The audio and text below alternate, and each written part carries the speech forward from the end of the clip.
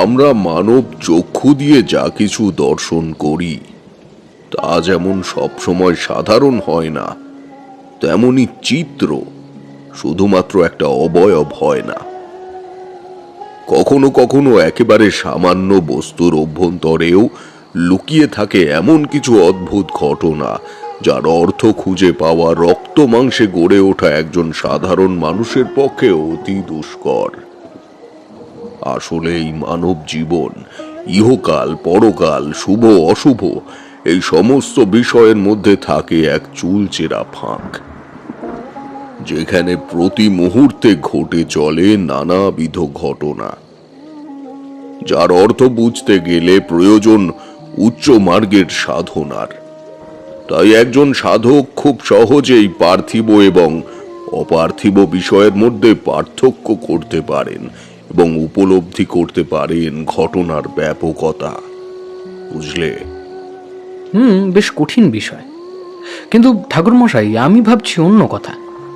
12 বছরের বালক একটা ফুলের চিত্রতে কি এমন দেখেছিল সেদিন, যে কারণে সে একেবারে বধির হয়ে গেল? শুনেছি এই ঘটনার পর থেকে সে অন্ধকারই থাকে।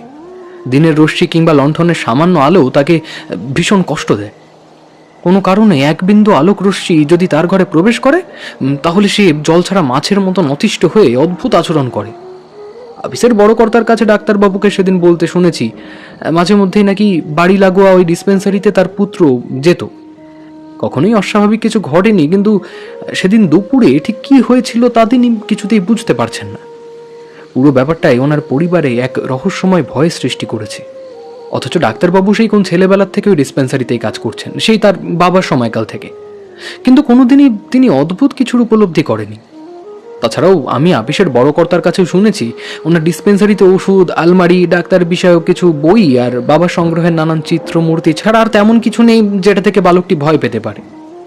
কিশোরী, ওই যে বললাম, অনেক সময় সাধারণ কিছু বস্তুর মধ্যেও লুকিয়ে থাকে অপার্থিব কিছু বিষয়, যার অর্থ উদ্ঘাটন সহজ পথে হয় না।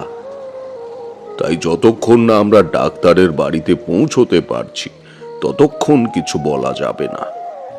তবে এই বৃষ্টি যেভাবে নেমেছে তাতে মনে হচ্ছে যেতে বেশ বিলম্ব হবে। যদিও বা এই বৃষ্টিতে আমার যেতে কোনো অসুবিধে নেই, কিন্তু পৌষের শীতে এমন বৃষ্টি, তার উপর উত্তরে হাওয়া, এই দুয়ের প্রকোপ তোমাদের যে সইবে না বাবু। গাংনাপুর স্টেশনের অনতি দূরে জরাজীর্ণ প্রায় ভগ্নপ্রায় একটি মাটির কুঁড়েতে বসে রয়েছি তিনজনে। আজ একটিবারও সূর্যিদেবের মুখদর্শন হয়নি। সারাবেলা আকাশ ঢেকেছিল মেঘের আস্তরণে। তাই বিকেল হতে না হতেই আলো মিইয়ে আধার নামতে সময় লাগেনি বিশেষ। বিকেলের অন্তিম লগ্নে গাংনাপুর স্টেশনে ট্রেন থেকে নামার পর খানিক হাঁটতে না হাঁটতেই বৃষ্টি নামল। শীতের ফাঁপড়ে কিশোরী আর আমি যথেষ্ট কাবু হয়েছিলাম। তাই একটা মাটির কুঁড়ে দেখতে পেয়েই আমরা সেদিকে এগিয়ে যাই, যদি গৃহস্বামীকে বলে বৃষ্টি থামা পর্যন্ত একটু আশ্রয় পাওয়া যায় সেই আশায়। তবে আশ্রয় পেতে আমাদের কোনো অসুবিধেই হয়নি, কারণ কুঁড়েটি বর্তমানে মানুষ থাকার জন্য নয়, বরং জ্বালানি মজুত রাখার জন্যই ব্যবহৃত হয়। অন্তত দেখে সেটাই মনে হয়েছে আমাদের। দাওয়ার চাল বলতে খোলার চাল বাঁশের জরাজীর্ণতার কারণে খানিক ঝুলে পড়েছে। মাটির দাওয়ার একপাশে জমা করে রাখা রয়েছে বেশ কয়েকটি খড়ের আঁটি।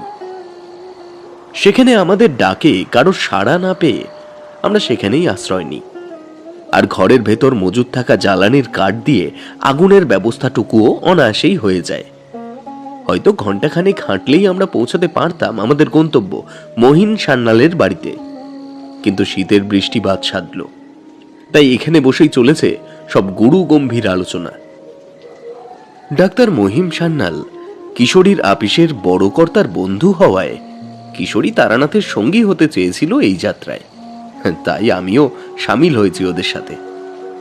এর আগে মটলেনের বাড়িতে বসে বিভিন্ন রোমহর্ষক ঘটনার বর্ণনা শুনেছি, কিন্তু এতদিন পর তারানাথ আবারও কোনো অশুভ শক্তির সাথে অসম সংঘাতে লিপ্ত হতে চলেছে এবং সেই যাত্রার সঙ্গী হচ্ছে কিশোরী, এ কথা জানার পরে আমি আর নিজেকে এই যাত্রা থেকে বিরত রাখতে পারিনি।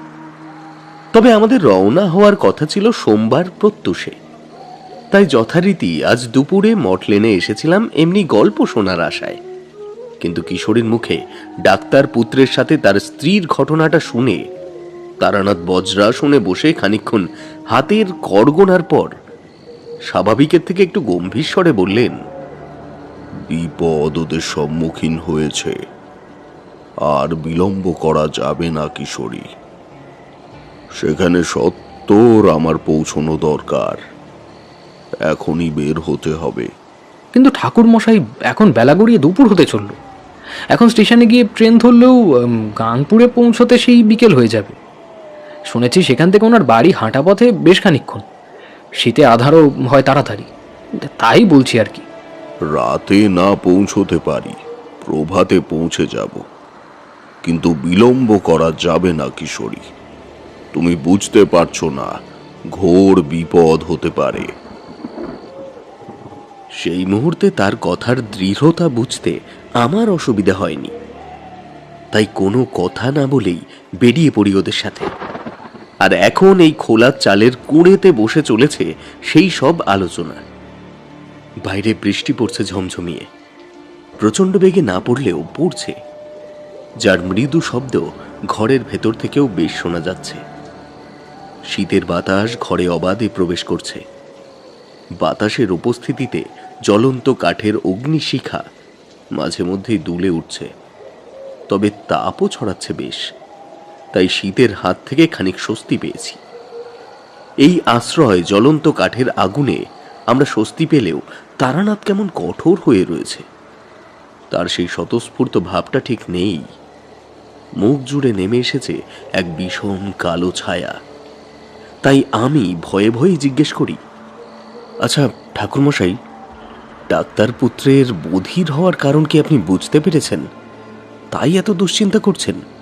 আমার কথায় তারানাথ বেশ কিছুক্ষণ নিরুত্তরভাবে কঠোর হয়ে থাকার পর বললেন, আমি কারণটা সঠিক বুঝতে না পারলেও এটা বুঝেছি, ছেলেটির প্রাণ সংকটে রয়েছে। ওই দিন ফুলের চিত্রপট দেখেই ওই ঘটনা ঘটেছে নাকি অন্য কিছু দেখে, সেটা আমি যতক্ষণ না ওখানে যাব ততক্ষণ বুঝতে পারবো না। তবে অন্ধকার পিয়াসী এবং বধির হয়ে যাওয়া মোটেই শুভ লক্ষণ নয়। সর্বশক্তিমান ঈশ্বরের কাছে এখন আমার একটাই প্রার্থনা, তিনি সব ঠিক রাখুন। এর আগে বহু ভয়ানক ঘটনার বর্ণনা আমরা শুনেছি, কিন্তু কখনো তারানাথকে এত দুশ্চিন্তায় পড়তে শুনিনি। তাই আমি অধিক কৌতূহলের বশে জিজ্ঞেস করে ফেলি, এমন বধির হয়ে যাওয়ার ঘটনা কি আপনি এর আগে দেখেছেন নাকি? তারানাথ স্থির হয়ে বসেছিল। আমার কথা শুনে সামনে জ্বলতে থাকা অগ্নিতে মনোসংযোগ করে বলতে শুরু করলো, সে বহুকাল আগের কথা। গ্রাম বাংলার এক প্রান্ত থেকে অন্য প্রান্তে ছুটে বেড়াচ্ছি তন্ত্রবিদ্যাকে আরো গভীরভাবে উপলব্ধি করার জন্যে। গাঁয়ে-গঞ্জে চেনা অচেনা সাধকের সান্নিধ্য লাভ এবং উচ্চ মার্গের তন্ত্র সাধন শেখাই তখন আমার প্রধান উদ্দেশ্য। এ ঘটনা তখনকার। মেদিনীপুরের সবং গায়ের মধ্যে দিয়ে বয়ে গেছে কপালেশ্বরী নদী। নদী তীরেই হোগলার কুটিরে থাকতেন মধুময় সাধক। তার সান্নিধ্যেই ছিলাম তখন। আমাদের পরিচয় হয়েছিল ত্রিবেণীর প্রয়াগে। তার প্রাচীন তন্ত্রক্রিয়া সম্যক জ্ঞান ছিল অপার। হেরাতন্ত্র, শব্দতন্ত্র সম্পর্কিত জ্ঞান আহরণের জন্যেই সেখানে আমার যাওয়া। সেখানেই এমন এক ঘটনার সম্মুখীন হতে হয়েছিল আমাকে। তাই সেই ঘটনার কথা মনে করেই একটু দুশ্চিন্তায় আছি বলতে পারো। এইসব অপার্থিব ঘটনা জানার কৌতূহল আমার চিরকালই একটু বেশি। ঠিক সেই কারণেই তারানাথ কথা বলতে বলতে একটু থামলেই আমি জিজ্ঞেস করে ফেলি, ঠাকুরমশাই, কি হয়েছিল সেবার? বলুন না। কিশোরীরও এসব বিষয়ে উৎসাহের অন্ত নেই, তাই সেও বলে, হ্যাঁ ঠাকুর মশাই, বলুন না সেবার কি হয়েছিল। এমনিতেই শীতের ঝঞ্ঝা শুরু হয়েছে, এত সহজে থামবে বলে মনে হয় না। তাই এখানে বসে আপনার জীবনের আরও একখানা ঘটনা শুনি, কি বলো বিভূতি? তারানাথ একটু আগেও যেভাবে দৃঢ় হয়ে বসেছিল, তাতে হয়তো সে এখন পুরনো স্মৃতি রোমন্থন করতে বসতো না। কিন্তু ওই যে বৃষ্টি, তার জেরে তো এখন বের হওয়ার জো নেই। তাই সে বলতে শুরু করলো।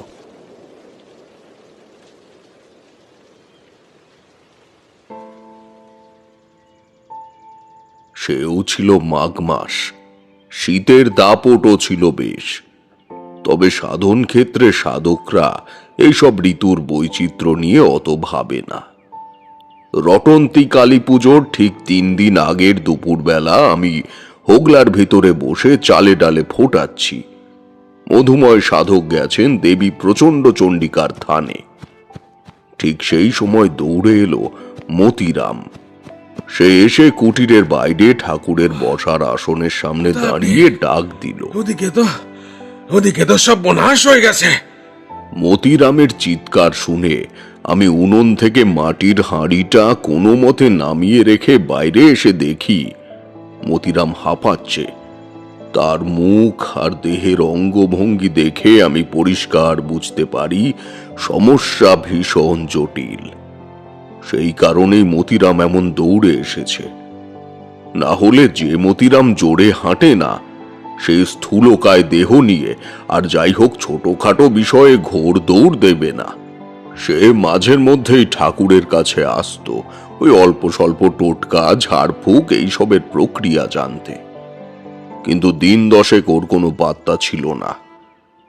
তাই ওকে এমন চমকিত হয়ে আসতে দেখে জিজ্ঞেস করি, কি হয়েছে মতিরাম, এমন করছো কেন? বাবা কোথায়? ওনাকে ডাকুন, ওনাকে ভীষণ দরকার আমার। ওদিকে ওদিকে সব বনাশ হয়ে গেছে। তার কথা শুনে বুঝতে পারি সে আমাকে বলতে চাইছে না। তাই পুনরায় জিজ্ঞেস না করে বলি, বাবা মন্দিরে গেছেন, এক্ষুনি চলে আসবেন, একটু অপেক্ষা করো। মতিরামের চোখ মুখের অবস্থা দেখে বেশ বুঝতে পারছিলাম অপেক্ষা করার জন্য তার কাছে বিন্দুমাত্র সময় নেই। কিন্তু চাইলেই তো দেবী প্রচণ্ড চণ্ডিকার মন্দিরে সে যেতে পারবে না। আসলে সে থানে সকলের সব সময় যাওয়ার অধিকার ছিল না। মধুময় সাধকের কঠিন বারণ ছিল, বিশেষ করে যখন তিনি একা মন্দিরে যান, তখন সেটায় সকলের যাওয়া নিষেধ। তাই বাধ্য হয়েই মতিরাম মধুময় সাধকের আসনের পাশে বসে পড়ে। চোখে মুখে ভীষণ ভয়ের চিহ্ন লেগে রয়েছে। আমি ভাবি যে জিজ্ঞেস করব তার বউয়ের কোনো সমস্যা কিনা, কারণ 10 দিন আগে যখন ও এখানে এসেছিল তখন শুনেছিলাম ওর বউ অন্তঃসত্ত্বা। আমার ভাবনা শেষ হয়নি তার আগেই মধুময় সাধক সেখানে এসে পড়েছেন। তিনি এসেই বললেন, কি ব্যাপার মতিরাম, চিত্ত এত চঞ্চল কেন? কি হয়েছে? মতিরাম সাধকের অপেক্ষাতেই ছিল, তাই সাধকের কণ্ঠ পেয়ে সে উঠে তার পায়ের কাছে গিয়ে বসে কাঁদতে শুরু করে। তার কান্নার মধ্যে দিয়ে ভেতরের কষ্ট বাইরে বেরিয়ে এলেও কান্নার কারণটা তার মধ্যেই বয়ে যায়। তাই মধুময় সাধক তাকে বলেন, মতিরাম, কান্না থামাও, আর কি হয়েছে সেটা বিশদে বলো আমায়। ওদিকে ওদিকে সব বনাশ হয়ে গেছে বাবা। এবার এবার বড় গিন্নিমা। আমি খুব মনোযোগ দিয়ে শুনছিলাম। যাই হোক, একটা জিনিস শুনে একটু শান্তি পেলাম, তার স্ত্রী ঠিক আছে। আসলে পোয়াতি মেয়েদের উপর যদি কোনো অশুভ ছায়া পড়ে, তাহলে বিপদের ভয়াবহতা অনেক গুণ বেড়ে যায়। আমি প্রথমে তেমনটাই ভেবে ভয় পেয়েছিলাম, কিন্তু পরবর্তীতে মতিরামের কথা শুনে কিছুটা আশ্বস্ত হই যে তার বউ অন্তত ঠিক আছে। কিন্তু বিপদটা কি, সর্বনাশটা কি হয়েছে, সেটা জানার জন্যে উৎসুক হয়ে উঠি। ঠিক তখনই মধুময় সাধক মতিরামকে আবারও জিজ্ঞেস করলেন, তা ঘটনাখানা ঘটলো কি করে? ওই তো সকালবেলা ঠাকুর ঘরে যাওয়ার সময় গিন্নিমা আচমকাই পড়ে গিয়ে মূর্ছা যান। তারপর তারপর কবরেজ মশাই এসে নারীর গতি পরীক্ষা করার খানিক পর গিন্নিমার জ্ঞান ফিরে, কিন্তু তিনি তারপর থেকে আর কথা বলছেন না। মতিরামের কথা শুধু আমি নয়, মধুময় সাধকও খুব মন দিয়ে শোনেন। এবং বেশ কিছুক্ষণ ভেবে তিনি উত্তর দেন। সবই তো বুঝলাম, কিন্তু মতিরাম, আমার পক্ষে এখন তো এই সমস্যার সমাধান করা সম্ভব নয়।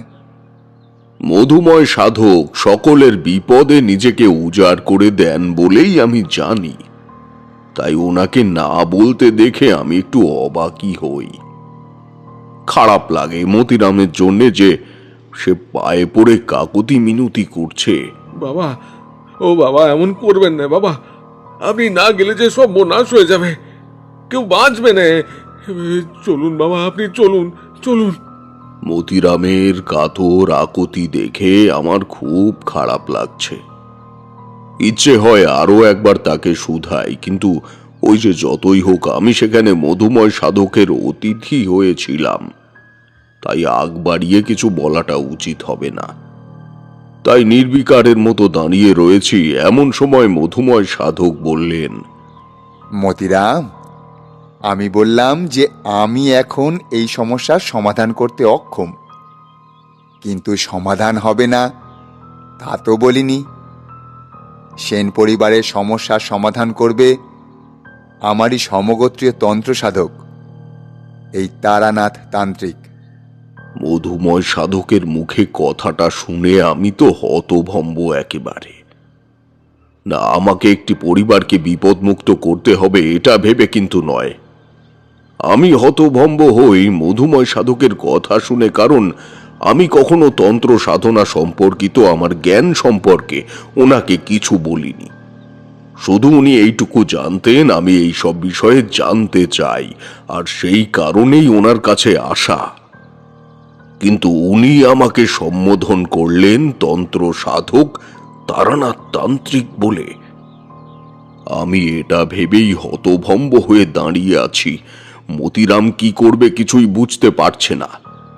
ঠিক সেই সময় মধুময় সাধক আমাকে বললেন, কি ভাবছো হে তারানাথ? আমি কেমনে জানলাম যে তুমি কতটা পারদর্শী? আরে দেবী প্রচণ্ড চণ্ডিকার বেটা আমি, তাই মা আমায় সব জানিয়ে দেন। তোমার এখানে আসার কারণ তুমি যেটা ভাবছো সেটা নয়, যেটা আমি বললাম সেটাই। মধুময় সাধকের কথা শুনে আমি তো রীতিমতো হতবাক। কি বলছেন উনি? আমি আমার এখানে আসার কারণটা আসলে ঈশ্বরের ঠিক করে দেওয়া? যদি তাই হয় তাহলে আমার আর বিলম্ব করা চলে না। তাই কুণের ভেতর থেকে আমার কাপড়ের পুঁটলিটা আর ত্রিশূলখানা হাতে নিয়ে বেরিয়ে পড়লাম মতিরামের সাথে। শীতের দুপুর, গাঁয়ের লোক নদীর পাড়ে ঘাসে বসে রোদ পোহাচ্ছে, ছেলেপিলে দৌড়ে খেলে বেড়াচ্ছে। মাঝি শালতি নিয়ে নদীতে ছোট মাছ ধরছে। আমি আর মতিরাম নদীর পাড় ধরে হেঁটে চলেছি শিমুলগড়ের সেন জমিদার বাড়িতে। সবঙ্গায়ের পশ্চিম প্রান্তে অবস্থিত শিমুলগড় গাঁ, সেখানকারই জমিদার বংশ এই সেন পরিবার। নদীর পাড় ছেড়ে শালের জঙ্গলে প্রবেশ করতেই উষ্ণতা নিচে নেমে গেল। আসলে জঙ্গলের ঘনত্বের কারণে সূর্যের আলো ঠিক করে পৌঁছায় না জঙ্গলের ভেতরে, তাই ঠান্ডা একটু বেশি। তবে শুকনো পাতার চাদর মারিয়ে প্রাকৃতিক কোমলতা গায়ে মেখে এগিয়ে চলেছি। ঠিক তখনই মতিরাম আমায় বলল, গায়ের রাস্তা দিয়ে যাওয়া যেত, কিন্তু এই জঙ্গলের পথে গেলেই তাড়াতাড়ি পৌঁছতে পারবো সেখানে। আসলে পার্বতী সকালে বের হওয়ার সময় বলছিল আজ ওর শরীরটা ঠিক নেই। না জানি সেটা আর কি কি ঘটে গেছে। মতিরামের কথাটা শোনার পর কিছুক্ষণ পূর্বে মধুময় সাধকের বলা কথাগুলো মনে পড়ে গেল। বলি, এর আগে কার কার সাথে এমন হয়েছে মতিরাম? বিগত 6 মাস ধরে এমন হচ্ছে বাবা, তবে আগের মাসে এমন কিছু হয়নি। আমরা একটু স্বস্তিতেই ছিলাম, কিন্তু আজ সকালে হঠাৎ বড় গিন্নিমার সাথে এমন হলো। আমি তো ঘরে শুয়ে ঘুমোচ্ছিলাম, পাশে আমার বউ ছিল। হঠাৎ বড় কর্তার ডাক পড়ল। আসলে আমি ওই বাড়িতেই থাকি কিনা? মতিরাম জমিদার বাড়ির লেঠেল এটা আমি জানতাম, কিন্তু ও যে ওই জমিদার বাড়িতেই থাকে সেটা আমার জানা ছিল না। তাই আমি আবারও বললাম, তারপর? তারপর ওই একই যা হয় প্রত্যেকবার। আমি দৌড়ে কোরেজ মশাইয়ের বাড়ি গেলুম, তেনাকে ডেকে নিয়ে এলুম। তারপর ব্যাস, কিছুক্ষণ পর বড় গিন্নিমার জ্ঞান ফিরে এলেও সে আর কথা বলতে পারছে না। সবাইকে দেখে অদ্ভুত রকম করছে। বড় কর্তা কিছু বললেই সেদিকে রক্ত চোখে তাকাচ্ছে। আচ্ছা, মানে এর আগে কার সাথে এমন হয়েছে?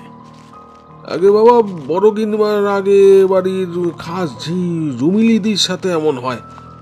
তার আগে বিভা খুড়ি, এই পরিবারের রাঁধুনি, বড় মাসিমা, গুরু পত্নী আর ফুল্লরা মানে মালির বউ। যারা বোবা হয়েছে তাদের সাথে কি দেখা করা যায়? বাবা, বড় গিন্নিমা ছাড়া কারোর সাথে দেখা হওয়া সম্ভব নয়, কারণ বোবা হওয়ার ঠিক 7 দিনের মাথায় তারা মরে যায়। বড় গিন্নিমা আমাদের সকলের মা, তার কিছু হলে আমরা বাঁচবো কেমন করে? তাই যেমন করেই হোক ওনাকে বাঁচাতেই হবে। মতিরামের কথার কোনো উত্তর দিই না, কারণ উত্তর দেওয়ার পর্যায়ে পৌঁছনোর জন্য আরো বহু জিনিস আমাকে জানতে হবে। তাই আমি উল্টে ওকে একখানা প্রশ্ন করি। মতিরাম, ওই বাড়িতে এর পূর্বে এমন কোনো ঘটনা ঘটেছিল কি? তখন আমি অনেকটাই ছোট, বছর 15 বয়স হবে আমার। মা, বাবা আর আমি এই 3 জনে এই বাড়িতে এসেছিলাম। সেবার বন্যায় আমাদের ঘর ভেসে গেছিল, তাই বড় কর্তার বাবা নিয়েছিলেন এখানে। বাবা প্রথম থেকেই এই পরিবারের লেটেল ছিল, আর বাবার পরে আমি তেনার কাজটা পেল। তবে এবারের কর্তা বাবা, গিন্নিমারা সবাই খুব ভালো, কিন্তু কেন যে তবুও এই বাড়িতে এমন হয় তা আমি বুঝিনি। সেবার যেদিন আমরা এলুম, ঠিক তার 3 দিনের মাথায় এমনি এক সকালবেলা এই পরিবারের পুরোহিতের মেয়ে মন্দিরে মায়ের পূজার ফুল রাখতে যাচ্ছিল। সেই সময় হঠাৎই বীভৎস চিৎকার করে এসে মাটিতে পড়ে যায়। 2 দিন বেহুঁশ ছিল। তারপর যখন জ্ঞান ফিরল তখন তার বল শক্তি চলে গেছে। তারপর 1 সপ্তাহ কাটেনি পুরোহিতের মেয়ে মারা যায়, আর তার সাথে সাথে মারা যায় ওই বাড়ির আরেক জীব ফুলির পেটে ছাটা। তারপর জমিদার কর্তা বাড়িতে কুলদেবীর মহাপুজো করার পর সবকিছু ঠিক ছিল, কিন্তু মাস 6 হলো আবার সেই একই জিনিস শুরু হয়েছে। আর বাড়িতে দুজন পোয়াতি, তাই ভয়ে হাত পা ছিটিয়ে যাচ্ছে। এতক্ষণ মতিরামের সমস্ত কথা শোনার পর বুঝতে পারলাম তার ভয় পাওয়ার কারণ আসলে কি। তবে তার ভয় পাওয়ার কারণটা আসলে যাই হোক না কেন, বিষয়টা খতিয়ে দেখার মতো। আমি তাই তাকে জিজ্ঞেস করলাম, আর কত দূর মতিরাম? আর বেশি দূর নয় বাবা, আমরা এসেই পড়েছি প্রায়। এই তো, এই খানিক গেলেই জঙ্গলের শেষ, আর তারপর শিমুলগড়ের দেউলের মাঠ, তা পেরোলেই জমিদার বাড়ি। তার কথা শুনে যা বুঝলাম তাতে জমিদার বাড়ি পৌঁছতে বেশ বাকি, অন্তত ঘন্টা খানেক মতো হাঁটতে তো হবেই। তাই বিনা বাক্যে পথ পেরোতে লাগলাম। শীতের দুপুর বয়ে গিয়ে বিকেল হতে মোটে সময় লাগে না। তাই হলো, জঙ্গল পেরোতে পেরোতেই দুপুরের মিঠে রোদ মিশে গেল বিকেলের শীতলতায়। সাথে পাখির কলতান বদলে গেল বাজ পাখির বাজখাই এবং কাকের তীব্র কর্কশ চিৎকারে। কি বিশ্রী সেই আওয়াজ! মনে হলো যেন মুহূর্তের মধ্যে আমি ভাগাড়ে এসে পৌঁছেছি। তাই আমি খানিক কৌতূহলের বশে মতিরামকে জিজ্ঞেস করলাম, আশেপাশে কোনো ভাগাড় আছে নাকি মতিরাম? না বাবা, এখানে আশেপাশে তো কোথাও ভাগার নেই। কেন বলুন তো? মতিরামের মুখে আশেপাশে ভাগাড় নেই শুনে আমি মনে মনে অশনি সংকেতের প্রমাদ গুনতে শুরু করি। কারণ চিল, শকুন, বাজ, কাকেরা দলে দলে ভাগাড়ের আশেপাশেই আসে, আর নয়তো যে স্থানে তাদের দেখা যায় সেখানে বয়ে আনে ভয়ানক দুঃসংবাদ। মতিরাম এমনিতেই যথেষ্ট ভয় পেয়েছিল, তাই আমি আর তাকে কিছু বলি না। বরং এগিয়ে চলি গন্তব্যের দিকে। প্রায় বিঘে খানিক পথ হেঁটে দেউলের মাঠ পেরিয়ে আমরা দুজনে উপস্থিত হই শিমুলগড়ের জমিদার বাড়ির সদর দরজার সম্মুখে।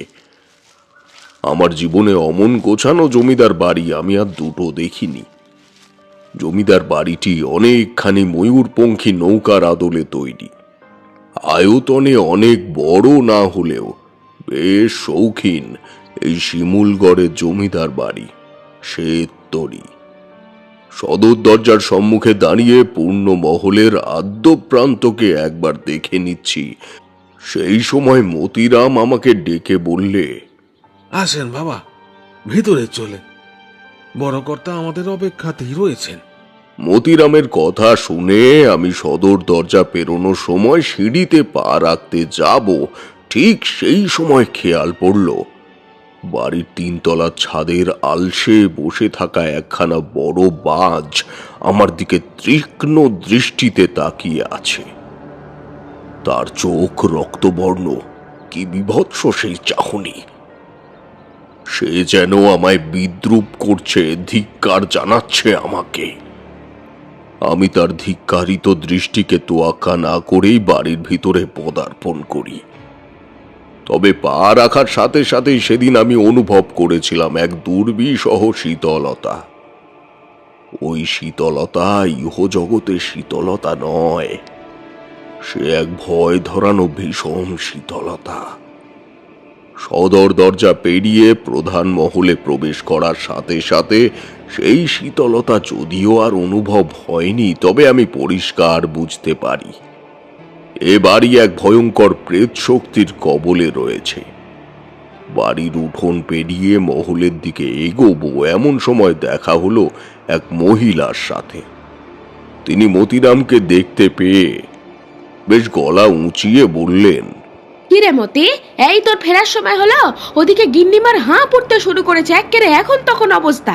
মহিলার কথা শুনে মনে হলো সেও এই বাড়ির পরিচারিকা। তার কথা শুনে বিন্দুমাত্র আর দেরি করি না, মতিরামকে সাথে নিয়ে এগিয়ে যাই বাড়ির বড় কর্তার কক্ষের দিকে। তবে আমাদের বড় কর্তার কক্ষ পর্যন্ত আর যেতে হয় না, তার আগেই ঠিক সিঁড়ির পরে খোলা বারান্দায় দেখা হয়ে যায় বড় গিন্নি মায়ের সাথে। সে তীরের থেকেও গতিবেগে দৌড়ে আসছে সিঁড়ির দিকে, আর তার পিছন পিছন বাড়ির বাকিরা। তার মধ্যেই তার সাথে সাক্ষাৎ ঘটে আমার সাথে। আমাকে দেখা মাত্রই সে থমকে দাঁড়িয়ে ফুঁসতে থাকে এক অসম ভঙ্গিতে। ততক্ষণে সেখানে এসে উপস্থিত হয়েছে বাড়ির বাকিরা। তাদের একজন মধ্যবয়স্ক ভদ্রলোক মতিরামকে দেখে বললেন, হ্যাঁ রে মতিরাম, গেলি তো সেই কখন?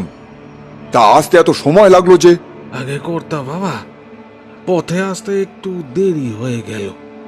ভদ্রলোককে মতিরামের সম্বোধন শুনে আমি বুঝতে পারলাম তিনি এই পরিবারের হর্তাকর্তা বিধাতা।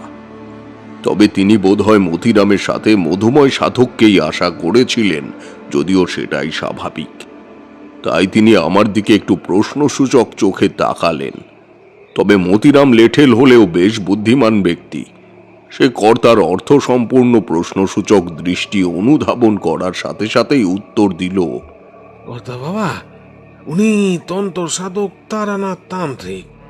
বাবা বললেন উনি নাকি পারবেন এই পরিবারকে বিপদ মুক্ত করতে। ভদ্রলোক বেশ মনোযোগ সহকারে মতিরামের কথাগুলো শুনছিলেন। হয়তো কিছু বলতেনও, কিন্তু মতিরামের শেষ কথাটা শুনেই বাড়ির বড় গিন্নি অদ্ভুতভাবে রেগে যান। রাগে গড়গড় করে উঠে বিস্ফারিত চোখে আমার দিকে তেড়ে আসেন। আমার দিকে তেড়ে এলে আমি মনে মনে গায়ত্রী মন্ত্র জপ করে ভীষণ সন্তর্পণে তার মাথায় হাত রাখি। নিমেষের মধ্যে সে জল ছাড়া গাছের মতো নেতিয়ে পড়ে। সাথে সাথে বড় কর্তা তাকে বাহু ডোরে আটকে নিলেও আমি বাকি সবাইকে বলি, যাও, মাকে নিয়ে গিয়ে ঘরে শুইয়ে দাও। ভয়েতে কেউ তার কাছে আসতে চায় না। তার স্বামী মানে এ বাড়ির বড় কর্তা ছাড়া প্রায় সকলেই দূরে দাঁড়িয়ে থাকে। আমি তাদের ভয়টা স্পষ্ট বুঝতে পারি, তাই বলি, ভয় নেই, মা এখন ঘুমোবে। যান, নিয়ে গিয়ে ঘরে শুইয়ে দিন। স্ত্রীকে বিস্ফারিত অগ্নিচণ্ডালিকা রূপ থেকে শান্ত হতে দেখে ভদ্রলোক একটু শান্তি পায়, যা তার চোখে মুখে স্পষ্ট ফুটে ওঠে। বাকিরা তার স্ত্রীকে নিয়ে কক্ষে যেতে উদ্যত হলে ভদ্রলোক আমার দিকে বিনয়ীভাবে তাকিয়ে থাকেন। আমি তার মনের ভিতর চলতে থাকা দ্বন্দ্বের অর্থ বুঝতে পেরে বলি, ভয় নেই, নিশ্চিন্তে যান। আমার বলা কথায় হয়তো তিনি খানিক নিশ্চিন্ত হন, তাই কক্ষের দিকে অগ্রসর হন এবং বলে যান, এই মতিরাম, তুই ঠাকুর মশাইকে দক্ষিণের ওই অতিথি কক্ষে নিয়ে যা। উনি একটু বিশ্রাম করুক, আমি আসছি। দক্ষিণে বেশ খোলা খোলা অতিথি কক্ষ, বড় বড় জানলা দরজা। শীতের সন্ধেবেলা জানলাগুলো সব দেওয়া। ঘরের মাঝে একটা সুন্দর সেগুন কাঠের পালঙ্ক, মানানসই সব আসবাব। দেওয়ালে সুন্দর একখানা বিদেশি ঘড়ি। অতিথি কক্ষ দেখেই অনুমান করা যায় পরিবারের আভিজাত্য শোভায় ভরপুর। আমায় ঘরের দরজা খুলে দিয়ে ঘরে বিশ্রাম করতে বলে মতিরাম সেই চলে গেছে। সে যাওয়ার সময় শুধু জেনে নিয়েছিলাম কল ঘরটা কোন দিকে। সে আমাকে দিক নির্দেশ বলে দেওয়ার পরেও আমার সাথে যেতে চেয়েছিল। আমি তাকে বলেছিলাম, দরকার নেই মতিরাম, তুমি তোমার স্ত্রীর কাছে যাও, তার এখন তোমাকে দরকার। আমি কথাটা বলতেই সে স্বস্তি পেয়ে দৌড় দেয় তার কক্ষের দিকে। আর সেটাই একজন গৃহীর একমাত্র কাজ। কর্মের পরে যদি বৃহৎ ধর্ম বলে কিছু থাকে, তবে সেটা স্বামীর ধর্ম।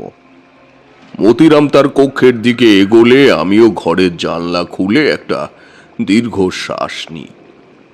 আসলে প্রকৃতির স্বাদ আস্বাদনের যে তৃপ্ততা, তার কিছুতেই মেটে না। খুব বেশিক্ষণ সেই তৃপ্তির স্বাদ আমি আস্বাদন করতে পারি না, তার মধ্যেই কানের পাশে সেই শীতল হাওয়া অনুভব করি। সেই শীতলতার তীব্রতা ধারালো ছুরির থেকেও বেশি।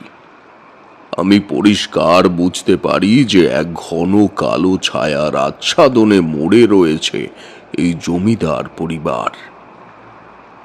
আর সেই শক্তি কিছুতেই মানতে পারছে না আমার এই বাড়িতে উপস্থিতিটা।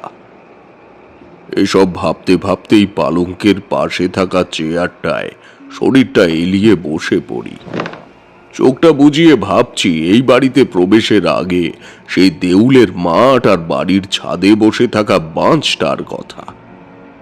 তার রক্তলাল দৃষ্টি সম্পৃক্ত চাহনির কথা ভাবছি, ঠিক সেই সময় শুনতে পেলাম একটা ভারী পুরুষালী কণ্ঠ ঘরের বাইরে থেকে আমায় ডাকছেন। ঠাকুর মশাই, আসতে পারি? কক্ষের বাইরে থেকে হলেও কণ্ঠস্বর শুনে আমি পরিষ্কার বুঝতে পারি বাড়ির কর্তা এসেছেন। তাই সোজা হয়ে বসে বলি, হ্যাঁ, আসুন। আমার বলার সাথে সাথেই তিনি ঘরের মধ্যে প্রবেশ করলেন। সঙ্গে একজন মহিলা, তার হাতে চা জলখাবারের পাত্র। কর্তা তাকে বললেন, এইগুলো এই টেবিলের উপর রাখো। মহিলা মধ্যবয়স্কা, বিবাহিতা, এই বাড়ির পরিচারিকাই বটে। তিনি টেবিলে সশব্দে চা জলখাবারের পাত্রগুলো রাখার পরেই ভদ্রলোক বললেন, তুমি এবারে যাও রাখালের মা, আমি চা ঢেলে দিচ্ছি। ভদ্রলোকের কথার মধ্যে সূক্ষ্ম এক গোপনীয়তা রয়েছে, সেটা আমি বেশ বুঝতে পারি। আর রাখালের মা সেও সাথে সাথেই সেখান থেকে চলে যান। তিনি হাসতে হাসতেই আমার উল্টো দিকে চেয়ারে বসতে বসতে নিজের পরিচয় পর্বটা সেরে ফেললেন। নমস্কার ঠাকুর মশাই, আমি হরিহর সেন। বর্তমানে শ্বেততরীর সমস্ত কর্তব্য পালন করছি। বাড়ির কর্তব্য যিনি যথাযথ পালন করেন, তিনিই তো প্রকৃত কর্তা। আমার কথার পরে দুজনের অল্প হাসি বিনিময় হয়। তারপর হরিহর বাবু খানিক বিদেশি কায়দায় আমাকে জিজ্ঞেস করেন, বলছিলাম, চায়ে চিনি চলে তো ঠাকুর মশাইয়ের? তখনও আমার রোজের ধুমায়িত চা সেবন করার অভ্যেসটা তৈরি হয়নি। বোধহয় গ্রাম বাংলার কোনো মানুষের মধ্যেই প্রচলিত ছিল না। তবে শীতের দিনে ধুমায়িত তরল বস্তু পান না করা খানিক মূর্খামি হবে। সেই কারণেই বলি। হ্যাঁ চলে, কিন্তু অল্প। বেশ বেশ, অল্পই দিলাম। ভদ্রলোক সুন্দর বিদেশি বোন চায়নার পেয়ালার মধ্যে চা ঢেলে চিনি মেশাচ্ছেন। ভদ্রলোককে মধ্যবয়স্ক বলা চলে, কারণ তার বয়স মধ্য 50 তো হবেই, কিন্তু শরীরের বাঁধন এতটাই নিপুণ যে দেখে তা মনে হওয়ার উপায় নেই। সাজগোজ, কথাবার্তার আদব কায়দায় বিদেশি ছাপ থাকলেও যথেষ্ট বিনয়ের ভাবও স্পষ্ট। তার উদারতার পরিচয় তো আমি মতিরামের কাছেই পেয়েছি। তিনি চায়ের পেয়ালাখানা আমার দিকে এগিয়ে দিয়ে জলখাবারের থালার উপর থেকে ঢাকাটা সরিয়ে দিয়ে বললেন, এই ঠাকুর মশাই, আগে এই সামান্য জল খাবারটুকু গ্রহণ করুন। চকচকে পেতলের থালায় ফুলকো ফুলকো খান ছয়েক লুচি, শীতের টাটকা ফুলকপির ডালনা, পোস্ত ছড়ানো বেগুন ভাজা আর এক বাটি ছানার পায়েস। দুপুরে না খাওয়া হলেও খিদেটা এতক্ষণ সুপ্ত ছিল, কিন্তু চোখের সামনে এত সুস্বাদু খাবার দেখে খিদেটা আবার চাকার দিয়ে ওঠে। আমি তাকে সবে ভদ্রতার খাতিরে বলতে যাব কিছু, কিন্তু তার আগেই নিচের তলা থেকে ডাক আসে। বাবা, খাজাঞ্চি মশাই সদর থেকে এসে পড়েছেন। খাজাঞ্চির সদর থেকে আসার অপেক্ষাতেই যেন তিনি ছিলেন। খবরটা কানে আসা মাত্রই তিনি ব্যস্ত হয়ে উঠে আমাকে বললেন, এই ঠাকুর মশাই, আপনি সেবা করুন, আমি একটু আসছি। একটা জমিদারির জমিদারুনি, তাই খাজাঞ্চির সাথে সাক্ষাৎ অতি প্রয়োজনীয় হতেই পারে। তাই আমি তাকে বললুম, নিশ্চয়ই, আপনি যান। হরিহর বাবু কক্ষ থেকে বেরিয়ে যান। আমি নিশ্চিন্তে সারাদিনের পর একটু খাওয়ার গ্রহণে মন দিই। আসলে সেই দুখানা ছাতুর রুটি ছাড়া আজ তো আর কিছুই পেটে পড়েনি। তাই জমিদার গৃহের সুপরিপাকে রঞ্জিত ব্যঞ্জন আমাকে বেশ তৃপ্তি দেয়। রাত নেমেছে নিঃশব্দে। গ্রাম বাংলার রাতের একটা নিজস্ব শব্দ আছে। ঝিঁঝি, ঝিল্লি, নানান রকম পোকা নানান শব্দে মুখরিত হচ্ছে সে তোতরি। ঘরের বাতিদানিতে বাতি জ্বলছে। আমি জানলার সামনে দাঁড়িয়ে গুরুমাকে স্মরণ করছি। এমন সময় হঠাৎ শুনতে পেলাম একটি মহিলার চিৎকার। খুব ভুল না করলে চিৎকারটা নিচে থেকে এসেছে, তাই আমি দৌড়ে গেলাম সেদিকে। যখন পৌঁছলাম তখন বাড়ির মোটামুটি সকলে সেখানে উপস্থিত হয়েছে। মহিলাকে ঘিরে দাঁড়িয়ে আছে সবাই। মহিলা এক অল্প বয়সী মেয়ের কাঁধে মুখ লুকিয়ে আছে। আমি সেখানে উপস্থিত হয়ে জিজ্ঞেস করি, কি হয়েছে? আমি তো ঘরেই ছিলুম, হঠাৎ করে আওয়াজ পেয়ে বাইরে এলুম। এসে দেখি রাখালের মা উঠোনে পড়ে আছে আর কি সব বিড় করছে। আরে আমিও তো বৈঠকখানায় বসেছিলাম, এই খাজাঞ্চি বাবুর সাথে কথা বলছি, হঠাৎ আওয়াজ পেয়ে বেরিয়ে এলাম। এসে দেখে এমন অবস্থা।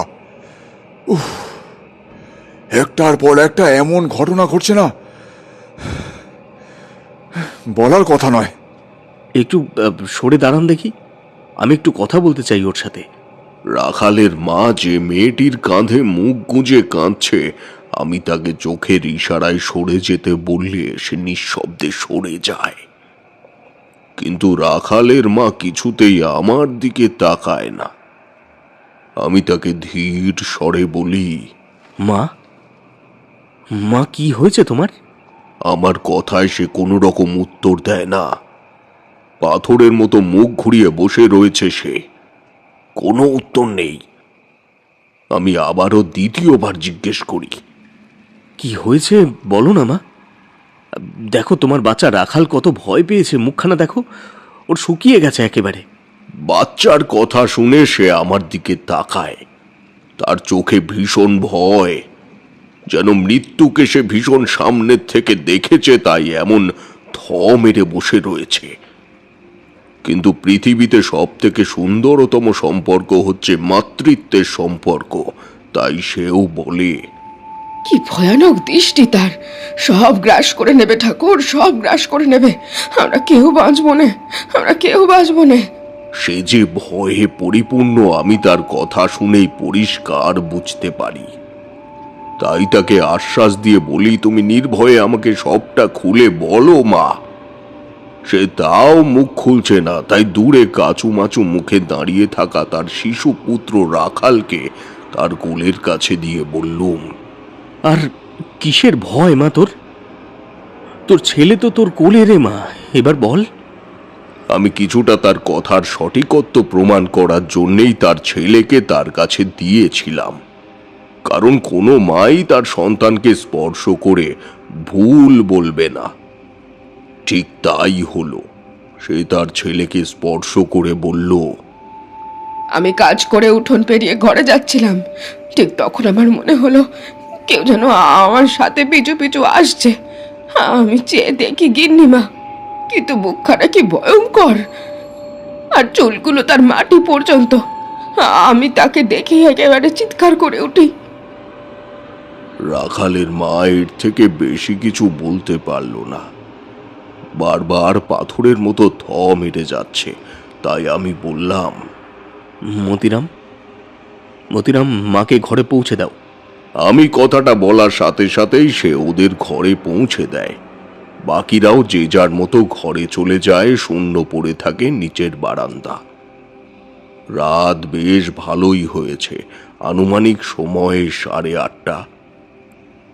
উত্তরের হাওয়া হু হু করে বইছে।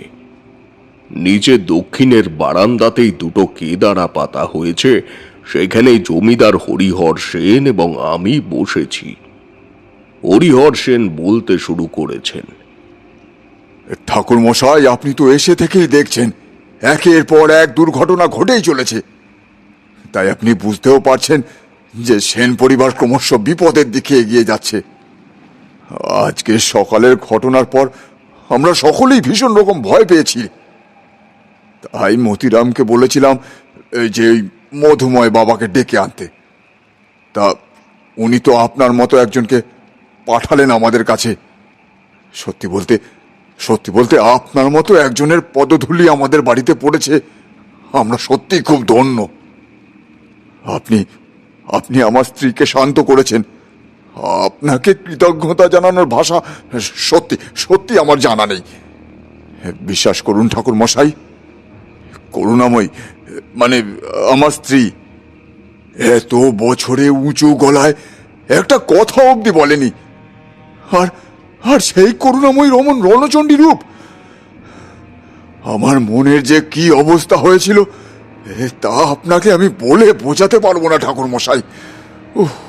হরিহর কথা বলতে গিয়ে তখনও কাঁপছে, তাই আমিও তাকে খানিক সান্ত্বনা দিতেই বললাম, সেনমশাই, স্ত্রীকে ওই রূপে দেখলে ভয় পাওয়াই স্বাভাবিক।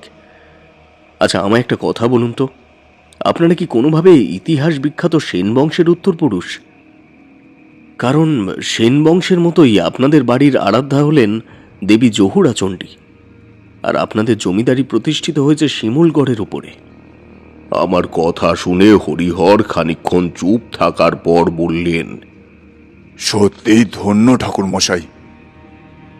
আপনি বাড়িতে পদার্পণ করা মাত্রই আমাদের পরিবারের অতীতের কালো অধ্যায় সম্পর্কে অনুভব করতে পেরেছেন। না না, এ অনুভব শক্তি নয়। সেনমশাই, মনুষ্য যদি চক্ষুকর্ণ খোলা রাখে তাহলেই সে পৃথিবীর প্রতিটা বস্তু দেখতে পাবে। ঠাকুর মশাই, আমরা সেন বংশের উত্তরসূরি, কিন্তু তা ইতিহাসের পাতায় কোথাও কোনোখানে লেখা নেই। কারণ সেটা একটা কালো অধ্যায়। শিমুলগড়ের এই সেন বংশের প্রতিষ্ঠাতা যিনি ছিলেন, তিনি এক সামান্য ধোপানি নারী। ইতিহাস বিখ্যাত সেন বংশের কোনো এক রাজপুরুষের ঔরসে আমাদের এক পূর্বপুরুষের জন্ম হয়, যার মাতা ছিলেন সামান্য এক রাজধোপানি। রাজপুরুষের ঔরসে সামান্য এক অবিবাহিত ধোপানি গর্ভবতী। এই কথা সাম্রাজ্যে জানাজানি হওয়ার আগেই রাজ্যের রাজা সেই ধোপানি পরিবারকে বেশ ভালো অঙ্কের অর্থ ও ঐশ্বর্য দিয়ে রাজ্য ত্যাগ করতে বলেন। এক প্রকার বাধ্যই করেন আর কি। নিজের এবং গর্ভস্থ সন্তানের প্রাণ বাঁচাতে সেই ধোপানি তার পরিবার সহ বিক্রমপুর ছেড়ে চলে আসে এইখানে। তখন অবশ্য এই জায়গার নাম শিমুলগড় ছিল না। তিনি এসে এই স্থানে গুটি কয়েক লোককে সাথে নিয়ে এখানে থাকতে শুরু করেন এবং সেই বছরের কার্তিক পূর্ণিমায় জন্ম দেন এক ফুটফুটে পুত্র সন্তানের। তারপর নিজ বুদ্ধি বলে এই জমিদারি তৈরি করেন আর এই জায়গার নাম দেন শিমুলগড়। তা প্রায় আজ থেকে 700-800 বছর আগের কথা হবে। তবে সে সমস্ত কথা আপনি ইতিহাসে কোথাও পাবেন না। বেশ মন দিয়েই শুনছিলাম এই ইতিহাসের গভীরে থাকা সমস্ত অজানা রহস্য, আর ভাবছিলাম আমরা কত কিছুই জানি না। আসলে কথাটা এমন হওয়া উচিত, আমরা কতটুকুই বা জানি। সেসব যাই হোক, এখন শুধু রহস্য জানলে হবে না, পরিবারকে বিপদ থেকে উদ্ধার করতে হবে। ঠিক সেই কারণেই আমি হরিহর সেনকে জিজ্ঞেস করি। সেনমশাই, আপনি এতক্ষণ যা বললেন সেটা পুরোটাই অতীত ইতিহাস। যাই হোক, তার মধ্যে তো কোনো বিপদ সংকেত পেলাম না। আপনি ঠিকই অনুমান করেছেন। আমি এখনো অবধি যা বলেছি তাতে বিপদ সংকেত কিছুই ছিল না। আসলে এতক্ষণ আপনি যা শুনেছেন সেটা পুরোটাই এই জমিদারি সৃষ্টির আদি ইতিহাস।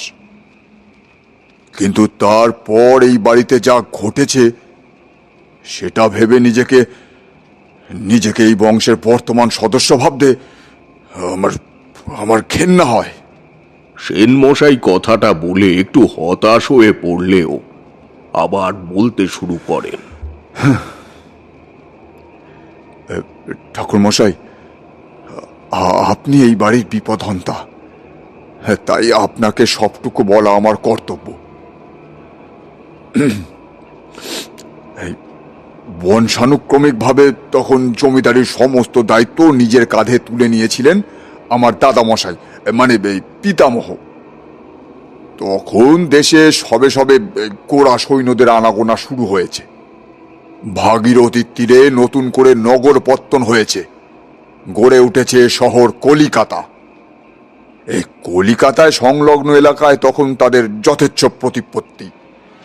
গ্রাম বাংলার অন্দরে তারা তখনও পুরোপুরি প্রবেশ করতে না পারলেও বেশ কিছু জায়গায় তাদের অবাধ যাতায়াত ছিল আর কি। তার মধ্যে এই শিমুলগড়ের শ্বেততরী ছিল অন্যতম। আমার দাদামশাই তো রায় বাহাদুর খেতাব পাওয়ার লোভে এই ব্রিটিশ সৈন্যদের তোষামত করেই চলতেন।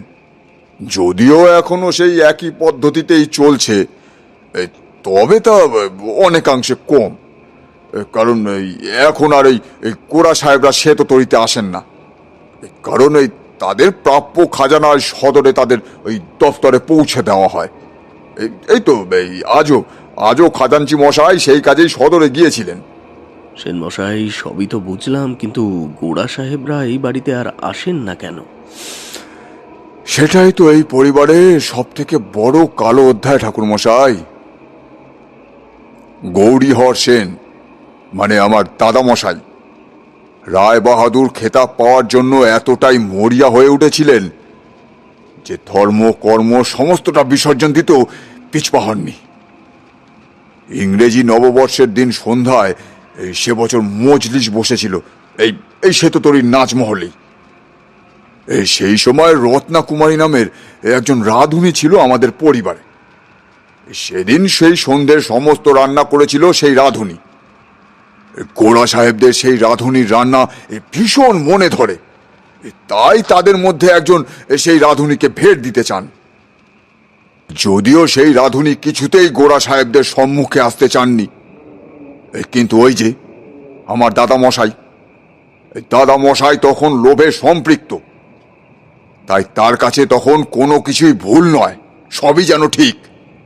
এই রায় বাহাদুর উপাধিটা নিতে হবে না। যাই হোক, ওই রাধুনী ছিলেন স্বামী ত্যাজ্যা। বিয়ের বছর খানেক পরেই তাকে তার শ্বশুর বাড়ির লোক অন্যায় কারণে তাড়িয়ে দিয়েছিল আর কি। আর তারপরেই সে এই বাড়িতে রান্নার কাজ শুরু করে। তা বেশ যাচ্ছিল তার দিন।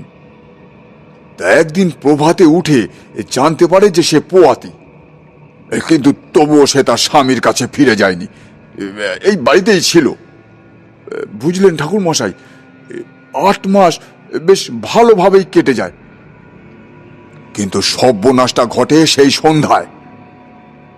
সেই কোড়া সাহেবের কাছ থেকে ভেট নেওয়ার সময় লাল মুখ এক কোড়া সাহেবের তার দিকে নজর পড়ে। ওই কোড়া সাহেব তখন গৌরহরি সেনকে লোভ দেখায় যে ওই নারীকে পেলেই সে তাকে বড়লাটের কাছে সুপারিশ করে রায় বাহাদুর উপাধি পাইয়ে দেবে। আর আমার ঠাকুর দাদা তো তখন লোভে এতই উন্মত্ত ছিল যে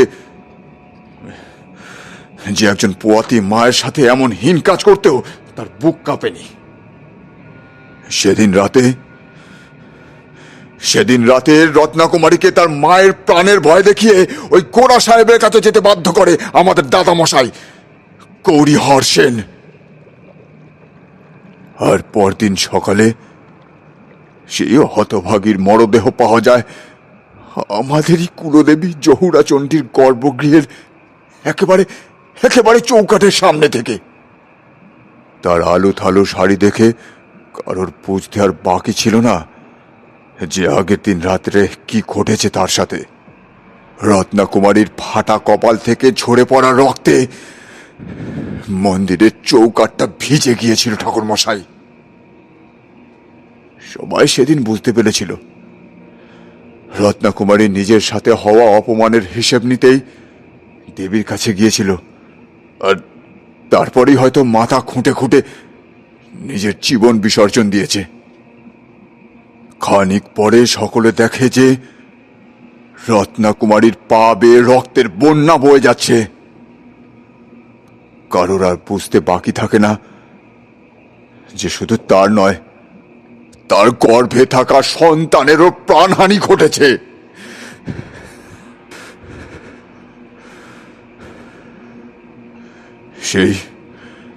সেই মর্মান্তিক দুর্ঘটনার পরেই এই সেন পরিবারে এক অদৃশ্য কালো ছায়া নেমে আসে ঠাকুর মশাই। আমার দাদা মশাই 1 সপ্তাহের মধ্যেই মারা যান। সেই কারণে আমার ছেলের মুখে ভাতের অনুষ্ঠান পর্যন্ত হয় না। শুধু তাই নয়, তারপর কোনো গুড়া সাহেব এই শ্বেততরি তো দূর, শিমুল করে পা রাখলেই মারা যেতে শুরু করে। তাই আজ 15 বছর হয়ে গেল এ বাড়িতে কোনো গোড়া সাহেব আর পা রাখেনি। শুধু গোড়া সাহেবই নয়, এ বাড়িতে কেউ পোয়াতি হলেই তার বাচ্চা পেটেই মারা যায়। এই 15 বছর ধরে যতবার যেই পোয়াতি হয়েছে ততবারই তার পেটের বাচ্চা মারা গেছে, আর তার সাথে মরেছে অন্য আর একজন কেউ। জমিদার মশাইয়ের মুখে বিস্তারিত ব্যাখ্যা শুনে আমি বলি, হ্যাঁ, সে কথা আমি পূর্বেই মতিরামের কাছে শুনেছি। ওটাই তো চিন্তার বিষয় ঠাকুর মশাই। আমার কমলা মা অন্তঃসত্ত্বা, আর 2 দিন পর তার 7 মাসের সাধ, আর ঠিক তার পর দিনই সে 7 পেরিয়ে 8 মাসে পা দেবে। আর ওটাই এই পরিবারের একমাত্র ভয় ঠাকুর মশাই। তার মধ্যে আবার করুণাময়ী মায়ের এমন অবস্থা। সকাল থেকে তো কমলা মাকে তার ঘরেই রাখা হয়েছে। আচ্ছা, কমলা কি আপনার? আগে আমার পুত্রবধূ হয় ঠাকুর মশাই, আমার একমাত্র ছেলে বংশীহরের স্ত্রী। জমিদার মশাইয়ের কথা শুনে আমি বুঝতে পারি তাদের দুশ্চিন্তার কথাটা কতটা যুক্তিযুক্ত। তাই তাকে বলি, একবার আপনার ওই কুলদেবী ওই জহুরা চণ্ডীর থানে যাওয়া যায়? হ্যাঁ হ্যাঁ, নিশ্চয়ই ঠাকুর মশাই, কেন নয়, অবশ্যই চলুন। রাত বাড়ার সাথে সাথে অদ্ভুত নির্জনতা ঘিরে ধরেছে সে তো তরিকে। পথে যেতে যেতেই আমি জমিদার হরিহর সেনকে জিজ্ঞেস করি, এই বাড়ি এক বজরার আদলে গড়ে ওঠার কারণ কি? আপনার পূর্বপুরুষ বজরায় করে এই স্থানে এসেছিলেন বলে? আপনি বিচক্ষণ মানুষ ঠাকুর মশাই, তাই আপনাকে বলার কিছুই নেই। ঠিকই ধরেছেন, এটাই সঠিক কারণ। আর আমার পূর্বপুরুষ যে ভীষণ শৌখিন মনের মানুষ ছিলেন, সেটা তার এই ভাবনা শৈলী দেখেই বোঝা যায়। কথাবার্তার মধ্যেই আমরা মহলের পূর্ব দিকে পৌঁছাই। দুপাশে শিমুল গাছ, মাঝ দিয়ে রাস্তা। কিছুটা হাঁটার পরেই দর্শন পেলাম দেবী জহুর চণ্ডীর মন্দিরের। মশালের আলোয় আলোয় মন্দির ভরে থাকলেও মন্দিরে আমি প্রাণ শক্তির আভাস পাই না, বরং আমার অন্তর চক্ষু দিয়ে বুঝতে পারি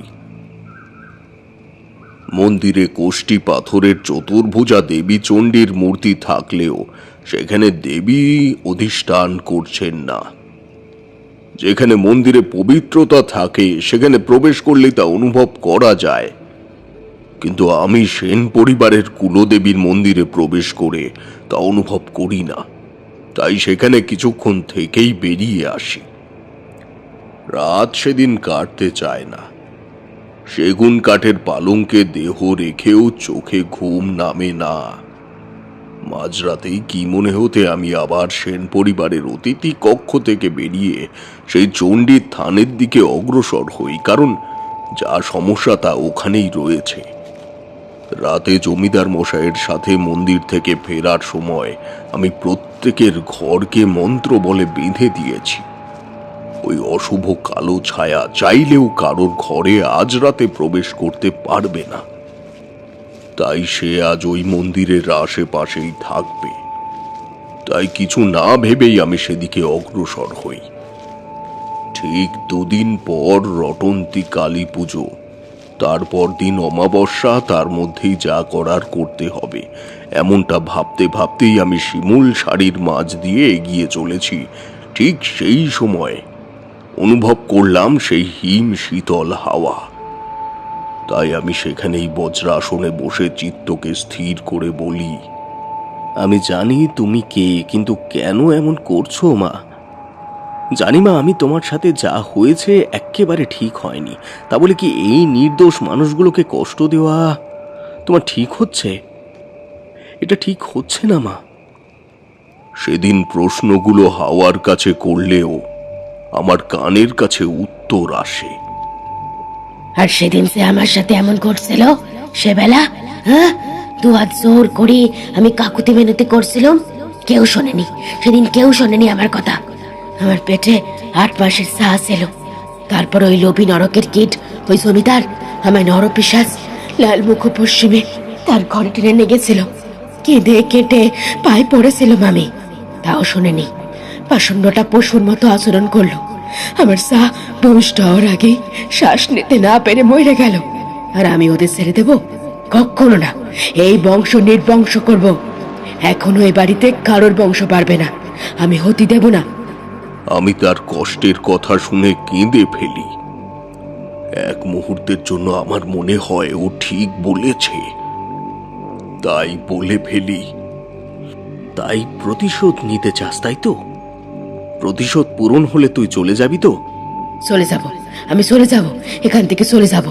বেশ, তবে পরশু রাতে আসিস। তার আগে কারোর ক্ষতি করবি না, কথা দে। আমার কথা আর বেশ কিছুক্ষণ উত্তর আসছিল না। শুধু শুধু হু হু স্বরে হাওয়া বইছিল, তাই বেশ হুঙ্কারিয়েই বলি, কি হলো বল, আমায় উত্তর দে। বেশ।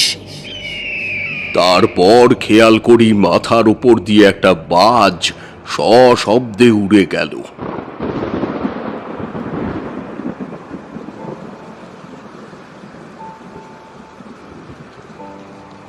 বেশ কিছুক্ষণ একভাবে বলার পর তারানাথ খানিক থামে। আমরা সবাই যে যার স্থানে এতক্ষণ একেবারে স্থির হয়ে বসেছিলাম। তারানাথের মুখে ওই ঘটনার বর্ণনা শুনে একেবারে স্তম্ভিত হয়ে রয়েছি। হাত পা একেবারে সরছিল না আমাদের। ঘটনার এতটাই ব্যাপকতা যে চোখের পলক অবধি পড়েনি আমাদের। তবে তারানাথ একটু থামতেই কিশোরী জানতে চাইল, তাহলে সেবার কি আপনি ওই প্রেতের সাহায্য করেছিলেন? কারণ তার তো কোনো দোষ ছিল না। কিশোরীর কথাখানা শুনে তারানাথ বলতে শুরু করলো, সেই বাজ সেখান থেকে চলে যাবার পর খানিকক্ষণের জন্য একবার সেটাই ভেবেছিলাম, কিন্তু ওই ক্ষণিকের জন্য একবার ঘর বন্ধন দেওয়ার সময় কমলা আর পরবর্তীর মুখখানা মনে পড়তেই আমি দ্বন্দ্বে পড়ে যাই। আর তাছাড়াও দোষ পূর্বপুরুষ করেছে, হরিহর কিংবা বংশীহর কেউই তো খারাপ মানুষ নয়। তারা দুজনেই যথেষ্ট ভালো মনের মানুষ, আর অর্থের অহংকারও তাদের নেই। বরং তারা দুজনেই ভীষণ বিনয়ী, তাই আমি নিজেই অন্তর্দ্বন্দ্বে পড়ে যাই। তাই ওই রাত্রি ত্রিপ্রহরেই ছুটে যাই মধুময় সাধকের কাছে। আমার তখন কি করা উচিত এই দ্বন্দ্ব মেটাতে তার কাছে একবার আমাকে যেতেই হতো। শ্মশান ভূমির মতো নিস্তব্ধ দেউলের মাঠ, নির্জন শালের জঙ্গল রাতের আঁধারেই পার করি। তারপর ভোর রাতে কপালেশ্বরী নদীর পাড় ধরে মধুময় সাধকের আরাধ্যা মা প্রচণ্ড চণ্ডিকার থানে উপস্থিত হই। ভোরের প্রথম আলোয় মন্দির আলোকিত হয়েছে। আমি তার সম্মুখে বসে বলি, তুই আমাকে কোন দ্বন্দ্বে ফেললি বল দেখি মা, এখন আমি কি করি? আমি মায়ের কাছে প্রশ্ন মুখর চোখে বসে আছি, ঠিক সেই সময় মধুময় সাধকের কণ্ঠ আমার কানে এলো। কি হয়েছে তারানাথ? তোমাকে এত বিব্রত দেখাচ্ছে কেন? বিব্রত হব না বলুন? এমন এক সমস্যা যে আমি কাকে সাহায্য করব তা কিছুতেই বুঝতে পারছি না। এ কেমন কথা? তুমি মায়ের ছেলে, মা সব সময় সত্যকেই বেছে নেয়। তুমিও তো সত্যের পথ অবলম্বন করো, তাহলে এত চিন্তা করছো কেন? কিন্তু হ্যাঁ, খেয়াল করো যেন কেউ বঞ্চিত না হয়। কিন্তু মায়ের পথ অবলম্বন করব যে ওই পরিবারে যে মা নিজেই অধিষ্ঠান করেন না। ওই বাড়িকে বিপদমুক্ত করতে সবার আগে ওই বাড়িতে ফিরিয়ে আনতে হবে তাকে। শুভ শক্তিকে, অর্থাৎ ওই বাড়ির কুলদেবী জহুরাচণ্ডী দেবীকে ফিরিয়ে আনতে হবে আগে। কিন্তু সেই কাজ করতে পারে একমাত্র যে দেবীকে প্রতিষ্ঠা করেছিল সেই। কিন্তু যিনি ওই দেবীকে প্রতিষ্ঠা করেছিলেন তিনি তো আর ইহ জগতে নেই বাবা। এই প্রশ্নের উত্তর একমাত্র তুমি খুঁজতে পারবে তারানাথ, আর ওই বাড়িতেই খুঁজে পাবে।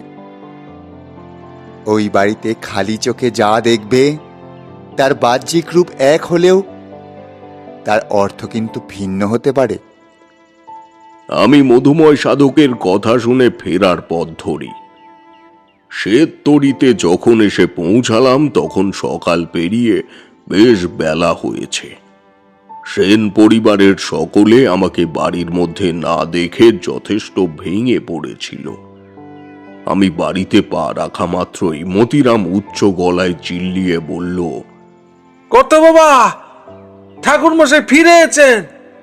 মতিরামের গলা পাওয়া মাত্রই হরিহর মশাই তৎক্ষণাৎ নিচে নেমে এসে উদাস কণ্ঠে বললেন, আপনি এসেছেন ঠাকুর মশাই? আমি তো ভেবেছিলাম যে আপনি... কি ভাবলেন সেন মশাই, আমি চলে গেছি? না না, আমি কথা দিয়ে তা সম্পন্ন না করা অবধি কোথাও যাই না। নিহাতি দরকার পড়েছিল তাই একবার যেতে হয়েছিল।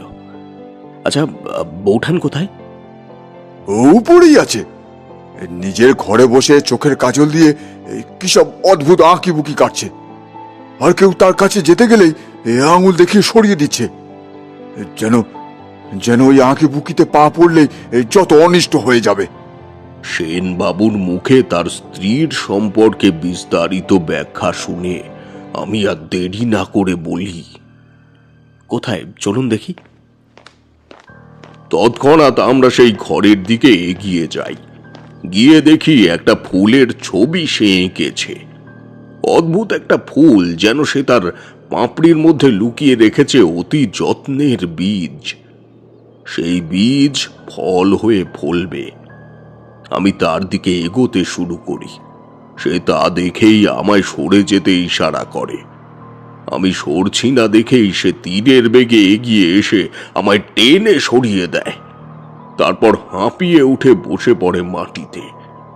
তার চোখ জলে ভিজে উঠেছে। আমি তার মাথায় হাত রেখে মহামৃত্যুঞ্জয় মন্ত্র পাঠ করি। এখন তিনিই ভরসা, তিনিই তো ত্রিকালেশ্বর। তাই দেবাদিদেবকে স্মরণ করে ঘর থেকে বেরিয়ে আসি।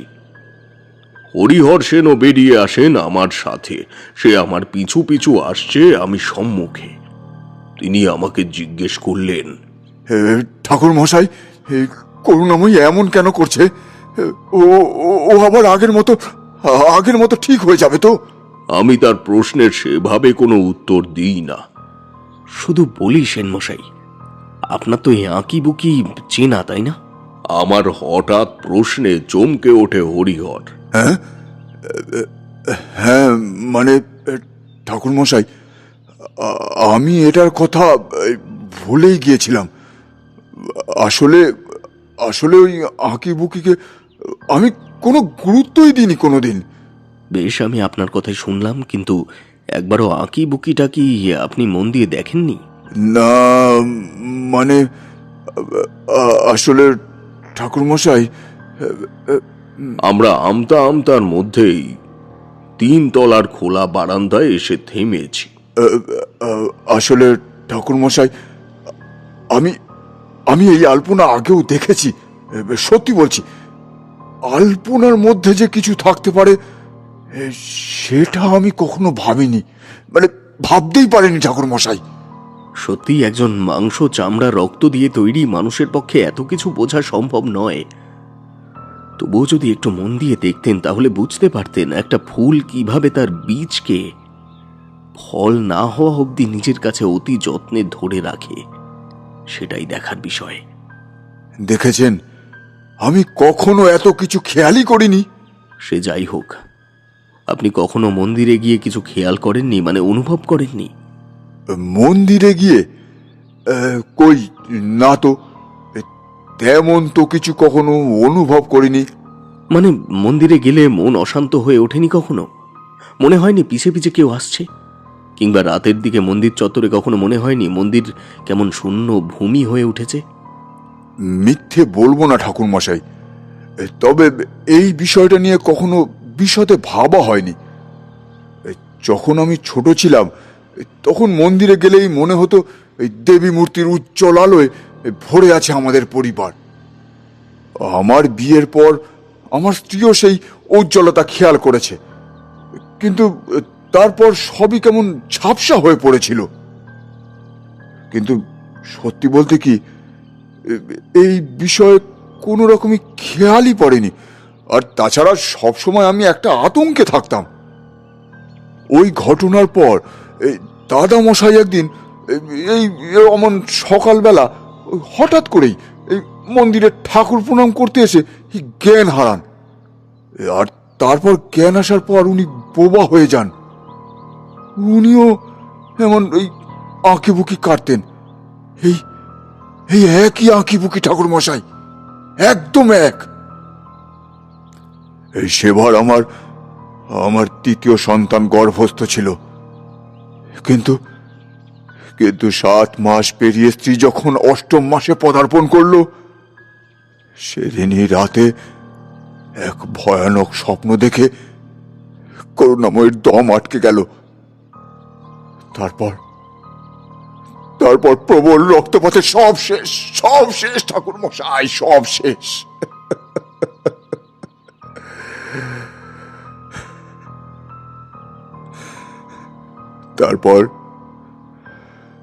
তারপর থেকে একে একে এই পরিবারের অনেকের সাথেই এমন ঘটনা ঘটতে লাগলো। প্রভাতে মন্দিরের গর্ভে গৃহে প্রবেশের আগেই এমন একটা ঘটনা ঘটত। ব্যাস, তারপরেই শেষ হতে শুরু হলো এক একটি প্রাণ। ভয়ে কেউ এই জমিদার বাড়িতে কাজ করা বন্ধ করে দিল। এমনকি ভাগ চাষিরা চাষ অবধি করতে চাইছিল না।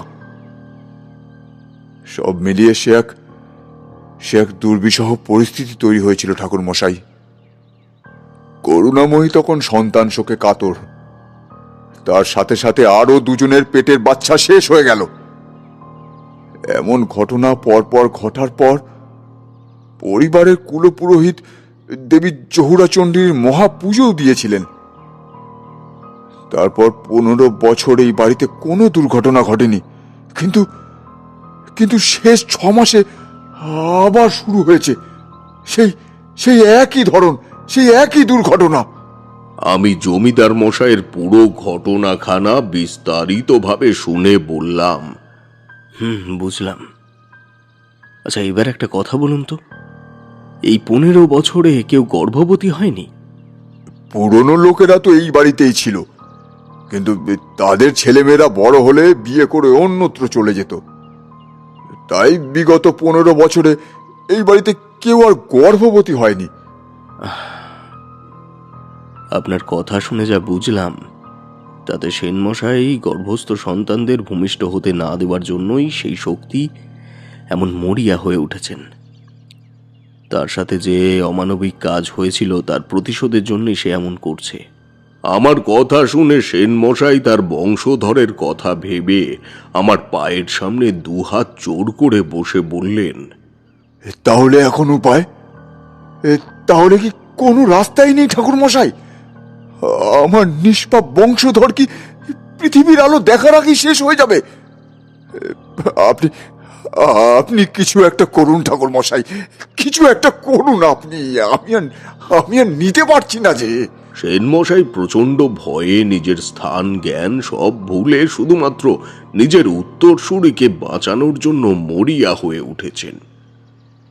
আর একজন দাদা মশাইয়ের পক্ষে এমন করাটাই স্বাভাবিক। তাও আমি তাকে বলি, সেনমশাই শান্ত হন, শান্ত হন। অশান্ত মন সব থেকে ভুল সিদ্ধান্ত নেয়। তাই আপনাকে এখন সব থেকে বেশি শান্ত থাকতে হবে।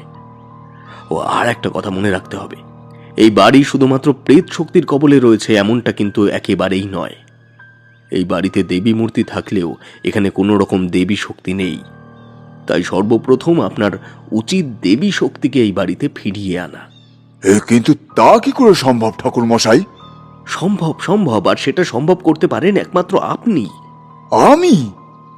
কিন্তু কিভাবে? আমি তো এসবের কিছুই জানি না।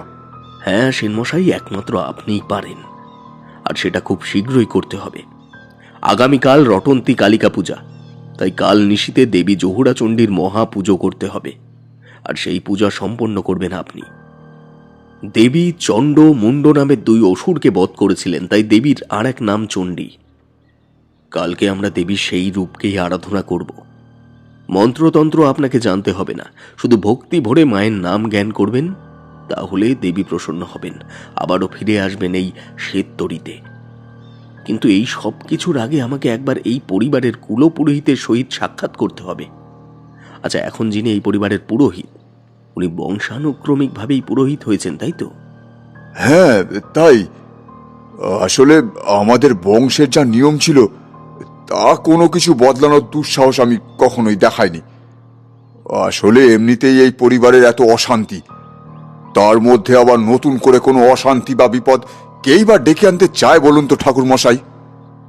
তাই বংশ পরম্পরায় যা চলে আসছিল তাই আমি অনুসরণ করছিলাম। আচ্ছা, বুঝলাম।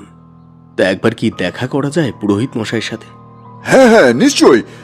চলুন আমরা বরঞ্চ এই নিচে গিয়ে বৈঠকখানায় বসি। ওখানেই আমি পুরোহিত মশাইকে ডেকে পাঠাচ্ছি। শ্বেততরী সর্বত্রই সাজানো গোছানো, সেটা তোমাদের আগেও বলেছি। প্রায় 700 বছরের পুরনো প্রাসাদ, কিন্তু এখনো তার গরিমা কোনো অংশেই কমেনি। বৈঠকখানাটিও কেমন সুন্দর করে সাজানো গোছানো।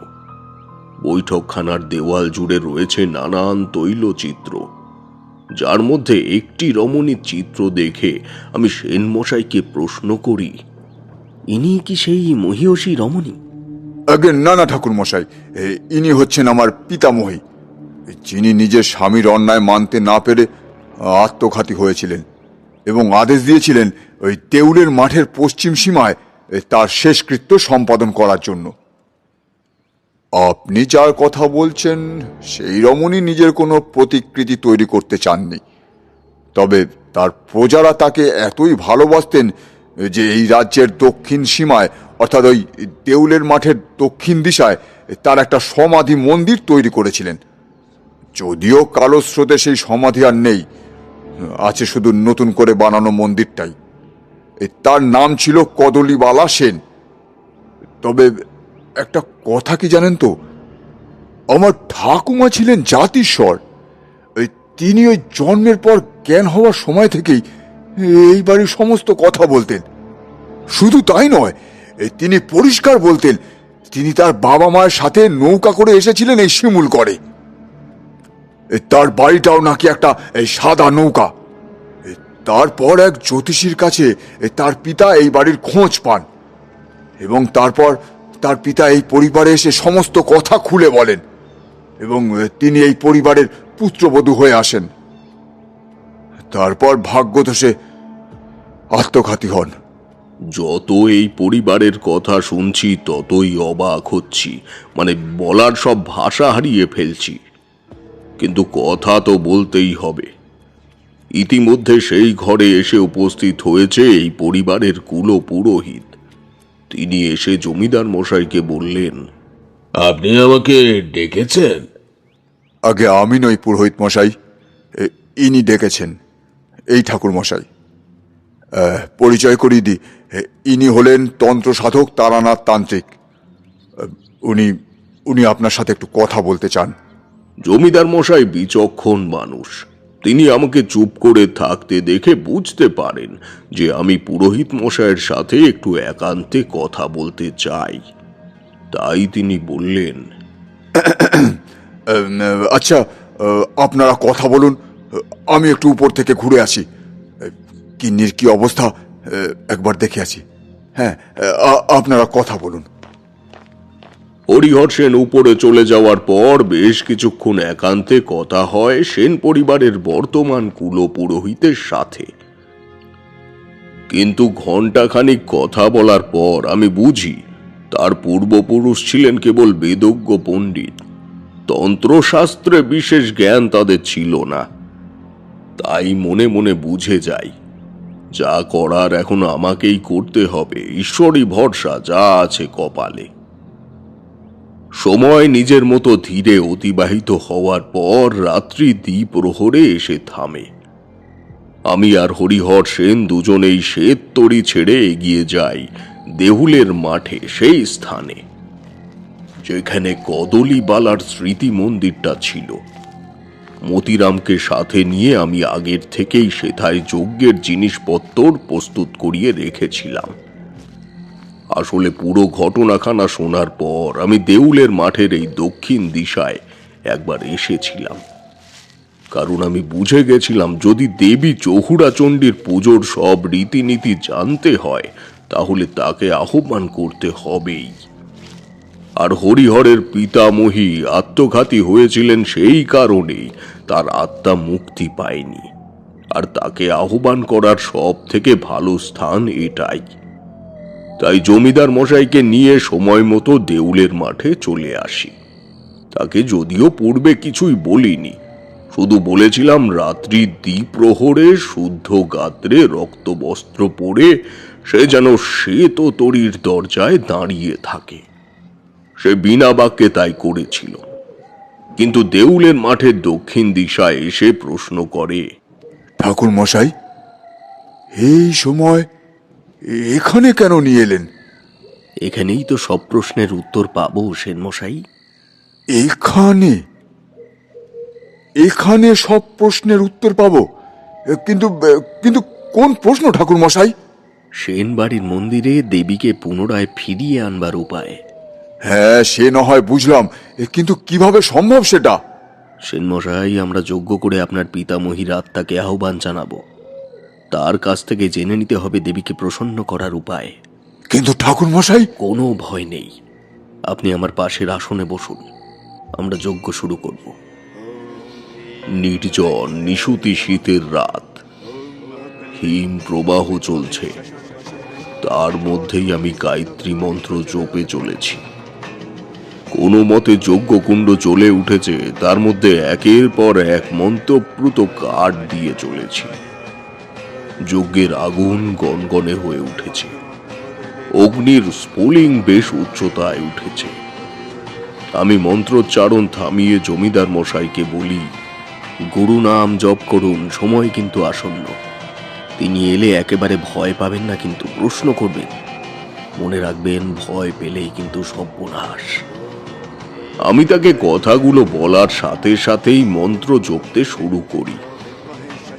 ত্রিভুবন একত্রিত হয়, আসন্ন সময়ে কেঁপে ওঠে মাটি, সে ফটফট করে ফেটে ওঠে যজ্ঞের কাঠ, কিন্তু কেউ আসে না। উল্টে ঝোড়ো হাওয়া বয়ে আসে তীব্র বেগে। জমিদার মশাই ভীষণ ভয়ে কেঁপে ওঠে। আমি তাকে বারবার বারণ করি, খবরদার উঠবেন না, আপনার মাতামহী এসেছে, প্রশ্ন করুন। কিন্তু কোনো এক অজ্ঞাত ভয়ে সে প্রশ্ন করতে পারে না। তার আগেই বয়স্ক ক্ষীণ গলা বলে, যে পাপ হয়েছে তাতে প্রাণ বাঁচাবে নে। যা যা আমি বলবো না, কিছুতেই বলবো না। সেই বয়স্কা ক্ষীণ গলা পেয়ে জমিদার মশাই কাকুতি মিনতি করে, কিন্তু তবুও সে কিছুতেই বলে না। জমিদার মশাইয়ের কথার মধ্যেই এক বিশাল ঝড় ওঠে। ঝড়ে দাঁড়িয়ে থাকা আমাদের পক্ষে অসম্ভব হয়ে পড়ে। আমরা স্থির থাকতে পারি না, সব সামগ্রী লণ্ডভণ্ড হয়ে যায়।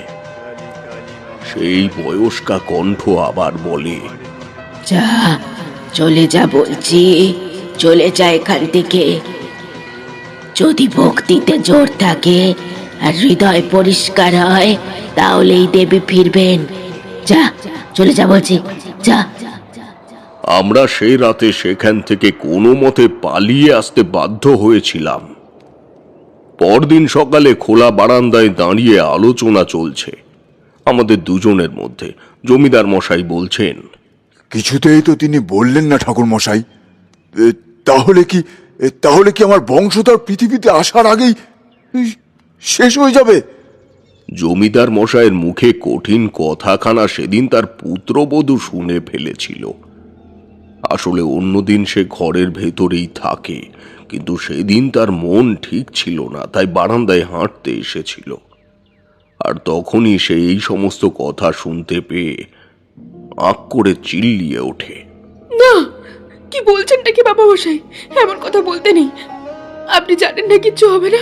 হ্যাঁ, আমার ছায়ের কিচ্ছু হবে না, আমার ছায়ের কিচ্ছু হবে না। কমলার কথা শুনে আমার মনে পড়ে গেল কাল রাতের সেই কথা।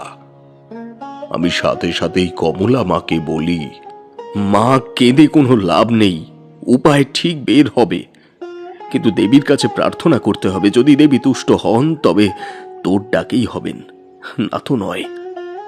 কিন্তু ঠাকুর মশাই, ও তো... আমি জানি সেন মশাই, মা সন্তান সম্ভাবা, কিন্তু বিশ্বাস করুন, এই সময়ের থেকে পবিত্র আর কিছু হতেই পারে না। তাই মাই পুজো করবে। আমার কথা মতো কমলা পার্বতী দুয়ে বসে রটন্তী কালী পুজোর সন্ধেবেলা মায়ের নাম জপ করে। চোখের জলে মন্দিরের চৌকাঠ ভিজে যায়। 108 বার নাম জপ করার পর তারা মন্দির থেকে ফিরে আসে সেই রাতে। পরদিন সকালে জমিদার মশাই আমায় প্রশ্ন করেছিলেন, মায়ের যে কৃপা পেয়েছি তা বুঝবো কেমন করে ঠাকুর মশাই? যদি দেখেন শ্বেততরীর আকাশে শুধু বাজ আর কাক নয়, রং বেরঙের পাখি ঘুরছে, তখন বুঝবেন মা তুষ্ট হয়েছেন। তবে আজ রাতে মন্দিরের সামনে সকলকে ডেকে আনবে, ওরা মন্দিরের চাতালেই আজ রাতে থাকবে। শুধু বৌঠান থাকবে মন্দিরের বাইরে, আমার সামনের আসনে। মতিরাম আমার কথা মতো দেশি মদ, ঘোড়ার লোম আর জগ ডুমুরের ডাল জোগাড় করে এনে রেখেছিল। তাই সময় মতো রাতের আধারে অমাবস্যার ক্ষণ লাগতেই আমি যজ্ঞ শুরু করি। আমার কথা মতো সেনবাড়ির সকল সদস্য মায়ের মন্দিরের চাতালে রয়েছে। আমি শুরু করেছি যজ্ঞকর্ম। আহ্বান করছি সেই রত্না কুমারীকে, যে 20 বছর ধরে প্রতিশোধের নেশায় একজনকে, বিশেষ করে পোয়াতি মেয়েদের বাচ্চাদের মেরেছে। যজ্ঞের অগ্নি হঠাৎ কেঁপে ওঠে, আর তার সাথে সাথে আমার সামনের আসনে বসে থাকা করুণাময়ী এক আঙুলে দাঁড়িয়ে হুঙ্কারিয়ে বলে, আজ আমার প্রতিশোধ পূর্ণ হবে, আমি মুক্ত হব, মুক্ত। তার সেই হুঙ্কারে মন্দিরের চাতালে বসে থাকা সকলে কেঁপে ওঠে। যজ্ঞস্থলে বসে আমি হাত দেখিয়ে তাদের স্থির হতে বলি, আর রত্নাকুমারীকে বলি, কে তুই? জানিস না আমি কে? আমি এই বাড়ির রাধুনী, রত্নাকুমারী। কি চাই তোর এখানে? কেন এসেছিস তুই? আসিনি তো আমি, ওই মন্দিরেই তো থাকি। ওই মন্দিরের ছাদে দেখে ওই ফুলের আলপনায় আটকে আছে আমার আত্মা। তার কথা শুনে সবাই মন্দিরের ছাদের দিকে তাকায়। সত্যিই একটা ফুলের নকশা রয়েছে। কি অদ্ভুত! কেন আছিস এখানে তুই? প্রতিশোধের জন্য। কিসের প্রতিশোধ? আমার সাথে ঘটা অপমানের প্রতিশোধ, আমার সাইয়ের মৃত্যুর প্রতিশোধ। তোকে কে মেরেছিল? তুই জানিস না? সবাই জানে, এই বংশের জমিদার গৌর হরি সেন। সে তো নেই, মারা গেছে। জানি, আমি মেরেছি তাকে। অমাবস্যার রাতে মন্দিরের সাতালে আমি আলপনা দিতাম, রক্তের ফুল আলপনা। সকালে সেটা সে প্রথম দেখতো, তার বোল চলে গিয়ে সে আমার বশ হতো, আর আমি তার হাত দিয়ে বিশেষ জড়িবুটির রস খাইয়ে মেরে দিতাম পোয়াতিদের পেটির সাগুলোকে। আজ তো এদের সবাইকে মারবো। আমার আর আমার সন্তানের রক্ত দিয়ে মন্দির ভিজেছিল, তাই দেবী এখানে নেই, কেউ বাঁচাতে পারবে না এদের। আমি আমার সাথী করে নিয়ে যাব।